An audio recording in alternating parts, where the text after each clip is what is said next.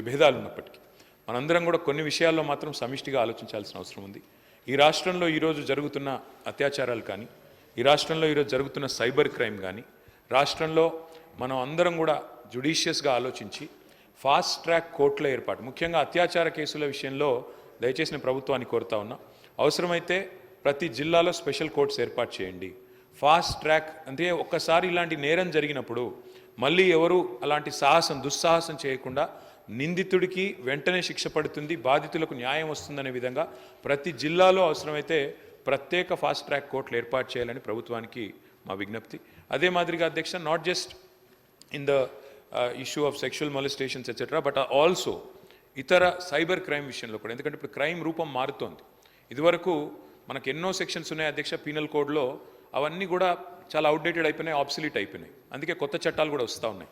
నేను రాష్ట్ర ప్రభుత్వాన్ని అడుగుతా ఉన్నాను, ఈ మధ్యన కేంద్ర ప్రభుత్వం కొన్ని కొత్త న్యాయ చట్టాలు కూడా తెచ్చింది. అయితే ఈ న్యాయ చట్టాల వల్ల కొంత మనకేమైనా ఇబ్బంది కలుగుతుందో అనే ఒక భయం కూడా కొన్ని వర్గాల నుంచి వ్యక్తం అవుతూ ఉంది.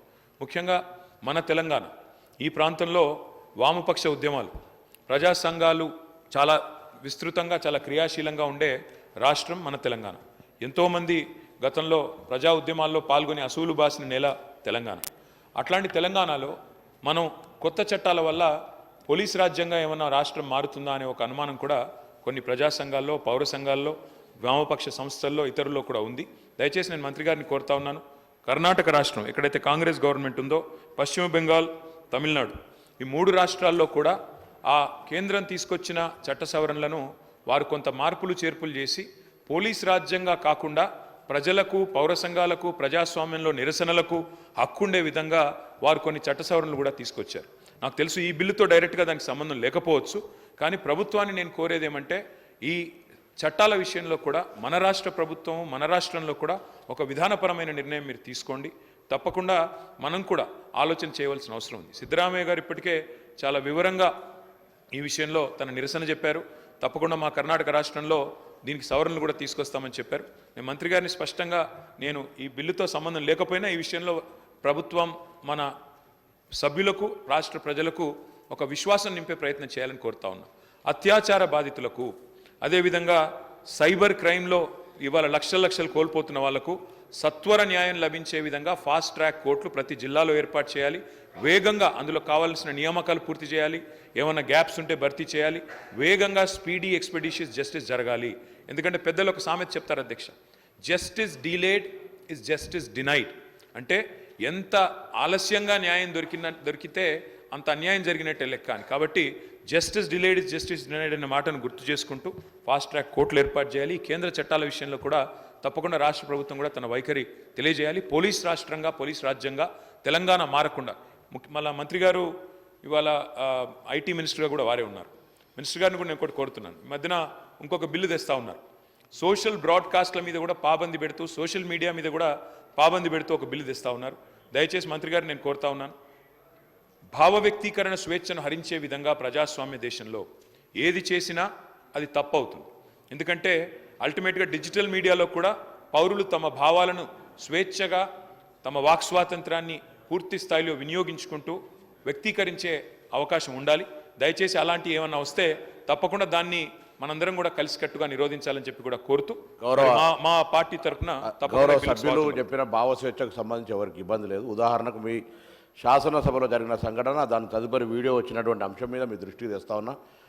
వారి ఉద్దేశం అటువంటి వారిని కూడా చర్య తీసుకోవద్దంటే, సభ జరుగుతూ ఉంది, మిత్రులు ధర్నా చేస్తూ ఉన్నారు, అక్కడి నుంచి ఫోటోలు తీస్తుంటే మేము చూసినాం లేదని మా సహచార సభ్యుడు వచ్చి మాకు చెప్తా ఉంటుంటే దాని మీద వచ్చిన వీడియో చూస్తే మీరు తప్పకుండా దాని మీద సోదరికి జరిగినా సిగ్గుగా అనిపించే పరిస్థితి ఉంది. దయచేసి సభ్యులందరూ కూడా గమనించండి.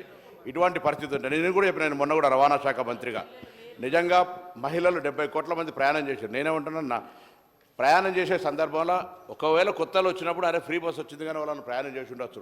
కానీ ఇవాళ ఎటువంటి వీడియోలు అంటే కొంతమంది వ్యక్తులు తెలుసు సంబంధించినటువంటి, ఇవాళ సోషల్ మీడియాకు సంబంధించి నేను మీ ద్వారా పోలీసు అధికారులు కూడా అటువంటి వాళ్ళకి సంబంధించి చర్యలు తీసుకునే పరిస్థితి స్వయంగా వారిని, అంటే ఆ వీడియో చూసినట్టయితే మీరు కూడా నిజంగా చెప్తా ఉన్నా దయచేసి అధ్యక్ష, అటువంటి వీడియోలను ప్రదర్శించే పరిస్థితి ఉంటే ఎట్లా అధ్యక్ష? కావాల్సుకొని దానికి సంబంధించి నిన్న మేము మాట్లాడుతుంటే ఏదో ప్రతిదీ ఒక నిమిషంలో ఏదైనా ఇప్పుడు ఒక ప్రతిబంధన, ఒక నిబద్ధత దానేకంగా మనం ఆనాడు ప్రభుత్వం మాట్లాడిన వాళ్ళు 100 మంది మీద కేసులు పెట్టిన అధ్యక్ష. ఒక్కొక్కరికి ఎన్ని రకాల సోషల్ మీడియాలో ఇయ్యాలో నా దగ్గర కూడా చెప్తాను. అనేక మంది మేము నా కార్యకర్తలు కేసులు ఎదుర్కొన్నటువంటి పరిస్థితి ఉన్నది. ఇవాళ ఏం మాట్లాడింది కూడా ఏం లేదు. ఉన్న జరిగిన వాస్తవాన్ని ప్రభుత్వ నిర్ణయాన్ని వ్యతిరేకిస్తే ఇవాళ నేరుగా ఇండివిజువల్స్, ఒక మంత్రి, ఒక గిరిజనకు సంబంధించినటువంటి ఒక సోదరి మన మహిళ ఇక్కడ జరిగినటువంటి శాసనసభలో జరిగిన దాని మీద కూడా ఇట్లా నేను అడుగుతాను గౌరవ్ అమ్మా, నేను మీ గురించి నేను నా పార్టీకి సంబంధించి నేనేం మళ్ళా నేను social media this is running commentary sir అధ్యక్ష, రన్నింగ్ కామెంటరీ. నేను గౌరవ సభ్యుడు మాట్లాడిన అంశం మీద నేను రవాణా శాఖ మంత్రిగా నేను గతంలో కూడా మొన్న చెప్పిన ఆర్టీసీకి సంబంధించి మహిళలు ఉల్లిపాయలు తీసుకొని బస్సులలో పోతురని ప్రత్యేకించి ఫేక్ వీడియోస్ తయారు చేసి పెడుతుంటే ఇది మహిళలను అవమానపరిచినట్టు కాదా? ఇలా వాళ్ళకి సంబంధించి అకాండంగానే అవమానపడ ఏం జరిగింది దానికి సంబంధించి రోజు పొద్దున అదే ఎజెండా నిన్నటికి అయిపోయింది. నేను దాని గురించి మాట్లాడాలి ఇప్పటివరకు. మళ్ళీ మీరు నేనేమడుగుతా ఉన్నా, నేను ఆ విషయంలో మీరు ఇవాళ నిన్న ఆడికే మక్కన్ సింగ్ గారు గౌరవ సభ్యులు వచ్చి ఇక్కడ నాతోటి మాట్లాడుతూ ఫోటో తీసిన చెప్తే దానికి సంబంధించిన వీడియో చూడండి అధ్యక్ష. దాని అటువంటి వాటి మీద నేను వారన్నారు చాలా భావస్వేచ్ఛ ఉండాలి, భావస్వేచ్ఛకు సంబంధించి ఎదుటి వ్యక్తిని పూర్తిగా కించపరిచే విధంగా ఉంటే ఎట్లా, అవమానపరిచే విధంగా ఉంటే ఎట్లా అనే అంశాన్ని తమ దృష్టి తీసుకొస్తా ఉన్నా. దయచేసి మొన్న కూడా కొడినా మళ్ళీ కూడా కొడుతున్నాను. అటువంటి వారి మీద సభలో జరిగినటువంటి అంశాల మీద కూడా బయటికి వీడియోలు పెట్టిన తర్వాత అటువంటి వారి మీద తగిన చర్య తీసుకోవాలి. సభా ప్రొసీడింగ్స్ను కించపరిచి అవమానపరిచే విధంగా మహిళలను వాళ్ళ మీద చర్యలు తీసుకోవాలని మీ ద్వారా కోరుతా ఉన్నా అధ్యక్ష. కేటీఆర్ గారు. స్పీకర్ సార్, ఈ బిల్ ఏదైతే ఉందో నేను దాని మీదే నేను స్పష్టంగా చెప్పింది మా పార్టీ తరఫున ప్రభుత్వం తీసుకొచ్చిన బిల్లును సమర్థిస్తున్నాము, స్వాగతిస్తున్నాము అని చెప్పాను. దాంతోపాటు మరి గౌరవ మంత్రివర్యులు, రవాణా శాఖ మంత్రివర్యులు వారికి ఎందుకు ఆవేశం వచ్చిందో నాకు తెలియదు. కానీ అధ్యక్ష వారికి నేను కాదు ప్రభాకర్ గారు, నేను దయచేస్తాం, నేను మిమ్మల్ని ఏమనట్లేదు, మీ గురించి ఏమి వేరే విమర్శ కూడా చేయట్లేదు. ఈ బిల్లు విషయంలో నేను చెప్పింది ఏంటంటే ఈ మధ్యన కొన్ని చట్టాలు ఎట్లాంటివి వస్తున్నాయంటే ప్రజల భావ వ్యక్తీకరణ స్వేచ్ఛను కూడా హరించే విధంగా వస్తున్నాయి. తెలంగాణలో మీరు చెప్పారు గతంలో కొంత ఇలాంటి కార్యక్రమాలు జరిగినాయి, ఇబ్బందులు జరిగినాయి, మేము వచ్చిన తర్వాత దాన్ని మారుస్తామని చెప్పారు. కర్ణాటకలో అక్కడి ప్రభుత్వం, కాంగ్రెస్ ప్రభుత్వం కేంద్రం తీసుకొస్తున్న చట్టాల వల్ల, కొన్ని చట్టాల వల్ల పోలీస్ రాజ్యం అయ్యే ప్రమాదం ఉంది. కాబట్టి మేము కొన్ని సవరణలు చేస్తామని చెప్పారు. నేను రాష్ట్ర ప్రభుత్వాన్ని నేను అడిగేది ఏమంటే మన రాష్ట్రంలో ముఖ్యంగా ఇక్కడ ఈ సభలో కూర్చున్న వాళ్ళలో కూడా చాలామంది గతంలో వామపక్ష ఉద్యమాల్లోంచి, లెఫ్ట్ ఉద్యమాల్లోంచి, పౌర హక్కుల సంఘాల, ప్రజా సంఘాల నుంచి వచ్చిన వాళ్ళు ఉన్నారు. నేను ప్రభుత్వాన్ని అడిగేది ఏమంటే ప్రజల భావ వ్యక్తీకరణ స్వేచ్ఛను హరించే విధంగా కాకుండా మీరు దయచేసి ఈ రకమైన బిల్లులు తెచ్చేటప్పుడు అన్ని రకాలుగా ఆలోచించి తెమ్మని చెప్పాను తప్ప వారు ఇంకొక మాట అన్నారు, అక్కడి నుంచి ఎవరో వీడియోలు తీశారు, ఇంకోటి అన్నారు. మా వైపు నుంచి అలాంటిది ఏం జరగలేదు. ఇక్కడ మొత్తం కెమెరాలు మీ ఆధీనంలో ఉంటాయి స్పీకర్ గారు, మీ సెక్రటరీ గారి ఆధీనంలో, మీ ఆఫీస్ ఆధీనంలో ఉంటాయి. మీరు మొత్తం చెక్ చేసుకోవచ్చు. అలాంటిది ఏమైనా జరిగిందా, జరిగితే మా సభ్యుల వల్ల జరిగిందా, లేదా ఇక్కడ ఉన్న కెమెరాలు ఆ ఏజెన్సీ ఎవరైతే నడుపుతున్నారో వాళ్ళ వల్ల జరిగిందా, ఏ రకంగా జరిగింది మొత్తం చూసుకోవచ్చు. ఏమైనా చర్య తీసుకోవాలనుకుంటే ప్రభుత్వం చట్టాల పరంగా చట్టబద్ధంగా తీసుకోవచ్చు, మాకు అభ్యంతరం లేదు. కానీ ఇవాళ అధ్యక్ష మీరు సోషల్ మీడియా కనుక చూస్తే దాడి ఒక్కరి మీద జరుగుతలేదు అధ్యక్ష. ప్రధానమంత్రి నుంచి మొదలు పెడితే, ముఖ్యమంత్రుల నుంచి మొదలు పెడితే, మాజీ ముఖ్యమంత్రుల నుంచి మొదలు పెడితే అందరి మీద, ఎమ్మెల్యేల మీద, మంత్రుల మీద, స్పీకర్ల మీద, అందరి మీద వ్యక్తిత్వ హననం చేసే కార్యక్రమాలు అన్ని వైపుల నుంచి జరుగుతున్నాయి. దీనికి ఎవరు అతీతులు కాదు, ఎవరు పునీతులు కాదు అధ్యక్ష. ఒక పార్టీ ఏం లేదు. నెహ్రూ గారి టైం నుంచి మొదలు పెడితే ఈ రోజున్న నాయకుల దాకా అందరి వ్యక్తిత్వ హననాలు జరుగుతున్నాయి, క్యారెక్టర్ అసాసినేషన్ జరుగుతుంది. దీనికి అందరం బాధితులమే, ఇందులో ఎవరం కూడా పునీతులం కాదు, ఎవరం అతీతులం కాదు. కాబట్టి దయచేసి నేను కోరేది ఇది అన్ని పార్టీలో రావాలా. ఇదేదో ఒక పార్టీ వాళ్ళు చేస్తున్నారు, మిగతా వాళ్ళందరూ చాలా చక్కగా ఉన్నారు. అధ్యక్ష మరి మనం కూడా చూడాలి ఇక్కడ ప్రయోగిస్తున్న భాష, ఇక్కడ మాట్లాడుతున్న పదజాలం ఎట్లా అధ్యక్ష. మరి అట్లా మీరు కూడా అవకాశం ఇవ్వండి ఒక రోజు మొత్తం చెప్పుతో కొడతామని ఇష్టం వచ్చినట్టు మాట్లాడడం, ఇవన్నీ కూడా దయచేసి ఏదో టైంలో సంస్కారవంతంగా అందరూ మాట్లాడండి అని మీరు ఆ చైర్లో కూర్చొని ప్రమాణంగా అందరికీ చెప్పండి. మా ఒక్కరికి కాదు, అందరికీ చెప్పాలా. చెప్పినట్టయితే ఒక రూలింగ్ ఇచ్చినట్టయితే అందరం కూడా దానికి బద్దులమై పనిచేస్తామని చెప్పి ప్రభుత్వానికి తెలియజేస్తూ ఈ బిల్లుకు సమర్థిస్తున్నాం అధ్యక్ష. శ్రీ మహేశ్వర్ రెడ్డి గారు.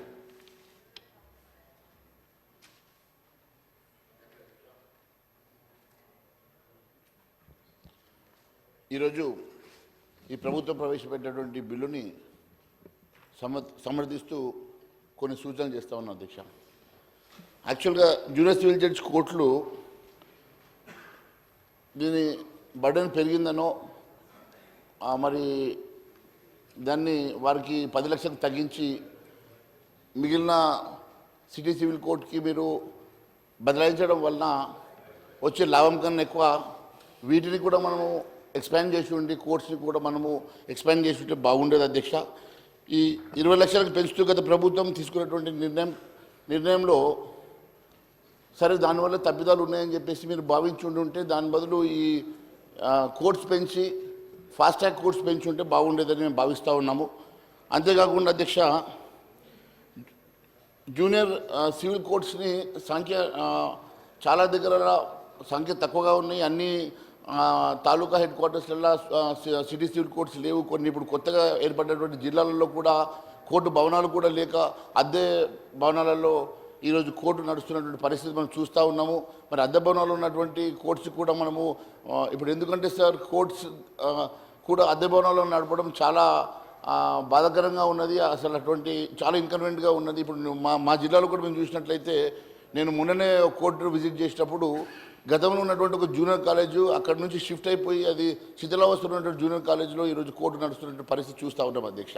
సరే గత 10 సంవత్సరాల ప్రభుత్వం చర్యలు తీసుకోకపోవడము, డబ్బులు మరి కేటాయించకపోవడము, నిర్మాణం చేయకపోవడంలో జరిగిన తప్పిదాలు కనీసం మీరు వచ్చినారు కాబట్టి మీరన్నా కొంతవరకు దాన్ని సర్దుబాటు చేసేసి వాటికి ఇమ్మీడియట్గా మరి మీరు కొంచెం ఫండ్ క్రియేట్ చేసేసి వాటికి శాంక్షన్ ఇచ్చేసి కొత్త భవనం నిర్మాణం చేసుకుంటే బాగుంటుందని చెప్పి నేను మరి కోరుతా ఉన్నాను అధ్యక్ష. ఎందుకంటే కరోనా సమయంలోనే హైకోర్టులోనే కాదు అధ్యక్ష, జిల్లా స్థాయి కోర్టుల్లో కూడా కేసుల పరిష్కారం చాలా పెండింగ్లు ఉన్నాయి అధ్యక్ష. అలాంటప్పుడు పెండింగ్ కేసులు పరిష్కరించడానికి జిల్లా సివిల్ కోర్ట్స్లపై భారం తగ్గించేటప్పుడు మరి సీనియర్ సివిల్ కోర్టు కేసులు కూడా పెరుగుతాయి కదా. మరి ఆ దశలో మరి వాటిని కూడా మరి ఏ రకంగా ఇప్పుడు తగ్గించడం వల్ల వాటి మీద కూడా బర్డెన్ పెరుగుతుంది కదా. మరి కనీసం అవన్నీ కూడా పెంచుతారా, మరి వాటిని కూడా జడ్జెస్ని లేకుంటే కోర్ట్స్ని పెంచుతారా, ఒకసారి ఆలోచన చేయాల్సిన అవసరం ఉంది. మరి మేము ఈ బిల్లును సమర్థిస్తూనే మరి చేసినటువంటి సూచనలు దయచేసి ప్రభుత్వం పరిగణలోకి తీసుకోవాలని చెప్పి కోరుతా ఉన్నాను అధ్యక్ష. థ్యాంక్ యూ అధ్యక్ష.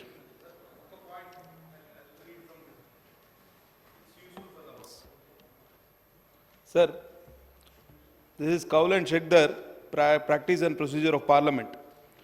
Page number 635. It's a amendments to the chapter on amendments to the bill.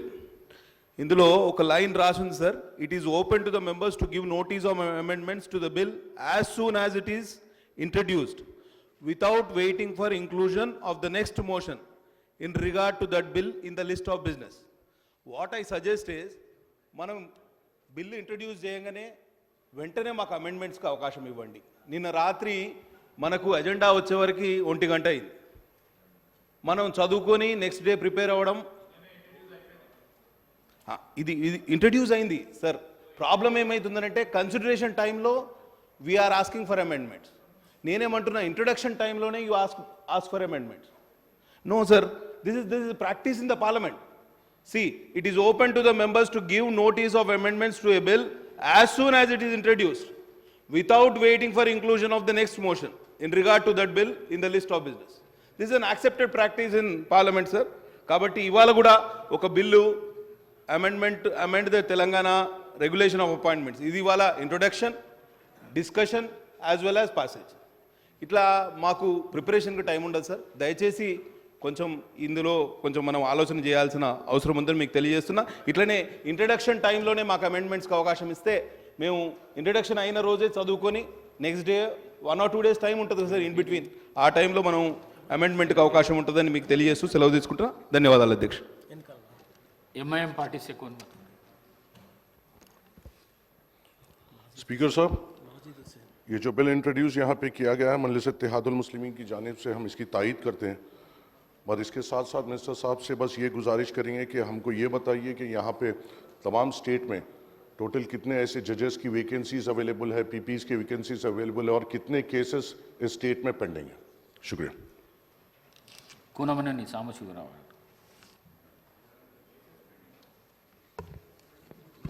అధ్యక్ష ధన్యవాదాలు. ఈ ద్రవ్య పరిధికి సంబంధించి ఈ బిల్లు ప్రవేశపెట్టారు. అది టెక్నికల్ అంశం కాబట్టి అటువంటి సవరణలు ఏమైనా ఉన్నప్పుడు బిల్లు అది అనివార్యం కాబట్టి ప్రవేశపెట్టారు. దానికి మేము ఆమోదం తెలియజేస్తా ఉన్నాము. ముఖ్యంగా ఇదే సందర్భంలో ఇవాళ సమాజంలో న్యాయ వ్యవస్థ అనేక అంశాలతో కొట్టుమిట్టాడుతూ ఉంది. అందులో ప్రధానంగా పెండింగ్ కేసులు, సంవత్సరాల తరబడి పెండింగ్ కేసులు ఉన్నాయి.